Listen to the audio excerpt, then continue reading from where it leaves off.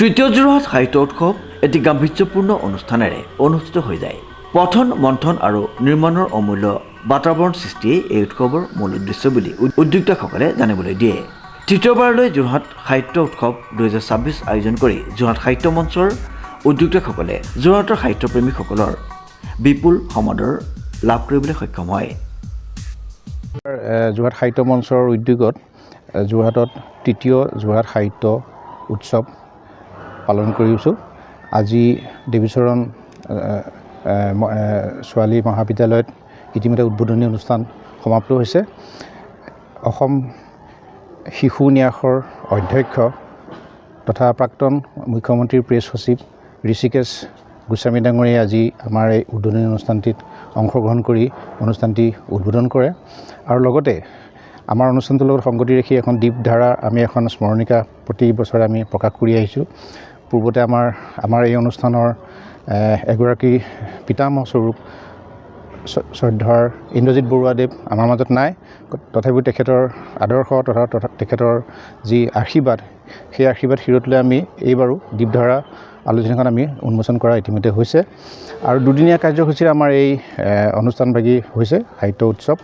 পৰৱৰ্তী সময়ত আমি ইয়াৰ আৰু খন্তেক সময়ৰ পিছতে আমি যোৰহাটৰ নেহেৰু পাৰ্কত কবি সন্মিলন আৰম্ভ হ'ব। ইতিমধ্যে বিশিষ্ট কবি তথা আন্তঃৰাষ্ট্ৰীয় পৰ্যায়ত পৰিচিত কবি শ্ৰদ্ধাৰ ৰাজীৱ বৰুৱাদেৱ আহিবলৈ ইতিমধ্যে উপস্থিত হৈছেহি।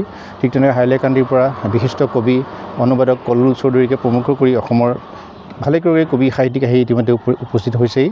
কবি সন্মিলনৰ পিছতে আমাৰ আজিৰ অনুষ্ঠান সমাপ্ত হ'ব আৰু কাইলৈ আমাৰ বিশেষ অনুষ্ঠান আৰম্ভ হ'ব। যোৰহাটৰ তাৰকাগৃহত অনুষ্ঠান হ'ব।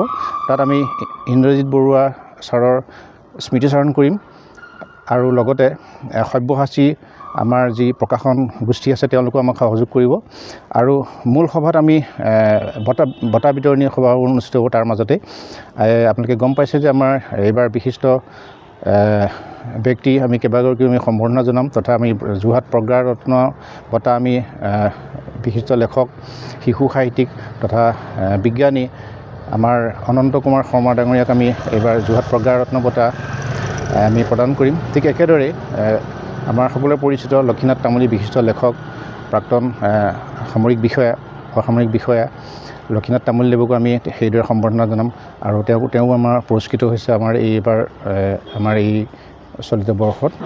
তাৰোপৰি আমাৰ নন ফিকশ্যন শাখাত আমি সদায় ফিকশ্যন আৰু নন ফিকশ্যন তথা কাহিনী আৰু অকাহিনী এই দুটা শাখাত আমি সাহিত্য বঁটা দি আহিছোঁ।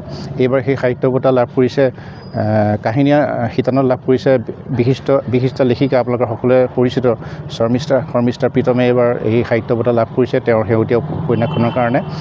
শৰ্মিষ্ঠা প্ৰীতমে সাহিত্য বঁটা লাভ কৰিছে। তাৰপিছত নন ফিকশ্যন তথা মানে অকাহিনী শিতানত আমাৰ সোমেন্দ্ৰনাথ বুঢ়াগোহাঁইদেৱ তেখেতে অসম আৰু আহোম নামৰ এখন বৃহৎ কলেবৰ এখন বুৰঞ্জী তেখেতে প্ৰদান কৰিছে। নন ফিকশ্যন শাখাত আমি তেওঁক এইবাৰ আমি বাছনি কৰিছোঁ। তাৰোপৰি আমাৰ সম্ভাৱনা বঁটাও ইয়াতে আমাৰ কাইলৈ প্ৰদান কৰা হ'ব আৰু সেই সভাত অসমৰ ভালেকেইগৰাকী প্ৰখ্যাত সাহিত্যিক লেখক আহি উপস্থিত হ'ব। তাৰ ভিতৰত ডক্টৰ কুলধৰ শইকীয়া ডাঙৰীয়া,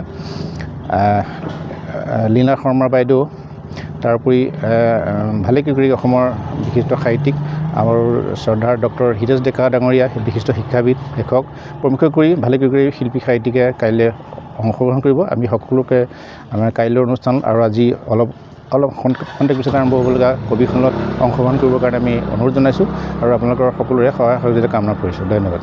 উল্লেখযোগ্য যে দেৱীচৰণ বৰুৱা ছাত্ৰী মহাবিদ্যালয়ৰ শিক্ষাবিদ মুকুল চলিহা সোঁৱৰণি ক্ষেত্ৰত উদ্বোধনী অনুষ্ঠানটি অনুষ্ঠিত কৰা হয়। কবি লেখক অজিত কুমাৰ বৰদলৈ সোঁৱৰণি উদ্বোধনী অনুষ্ঠানৰ সঞ্চালনা কৰে যোৰহাট সাহিত্য মঞ্চৰ সভাপতি হেমচন্দ্ৰ শইকীয়াই। উদ্বোধনী ভাষণ প্ৰদান কৰে অসম শিশু সাহিত্য ন্যাসৰ সচিব ঋষিকেশ গোস্বামীয়ে। বিয়লি 2 বজাৰ পৰা যোৰহাট নেহেৰু পাৰ্কত গল্পকাৰ সমালোচক ডক্টৰ অপূৰ্ব বৰা সোঁৱৰণি কবিতা আড্ডা উদ্বোধন কৰে বিশিষ্ট কবি বিজয় কুমাৰ স্বৰ্ণকাৰে। যোৰহাটৰ নেহেৰু পাৰ্কত অনুষ্ঠিত হোৱা কবিতা আড্ডাত বিশিষ্ট অতিথি হিচাপে উপস্থিত থাকে প্ৰতিষ্ঠিত কবি সমালোচক ৰাজীৱ বৰুৱা। উক্ত অনুষ্ঠানত অসমৰ কেইবাগৰাকী প্ৰতিষ্ঠিত কবিয়ে অংশগ্ৰহণ কৰা পৰিলক্ষিত হয়। সুমিত দাসৰ ৰিপৰ্ট, নিউজ নাও।